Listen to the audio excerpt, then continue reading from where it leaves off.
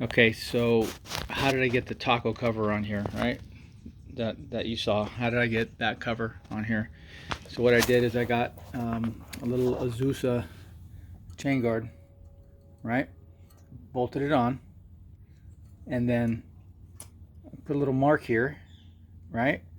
And on the taco cover, I had put a piece of tape, right? Put it on here, adjusted it without the bolt there, of course. Got it, leveled it where I wanted it, and then I marked the tape, drilled a hole, and then I just put that bad boy on there like that. And so I know it clears.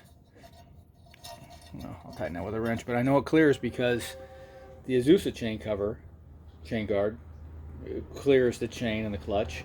And so by bolting this on top of that, and that way I have this thing on here underneath double nutted so that the bolt stays in place, and I just take this off with one simple lock nut. So that's how I put the taco cover on this bad boy.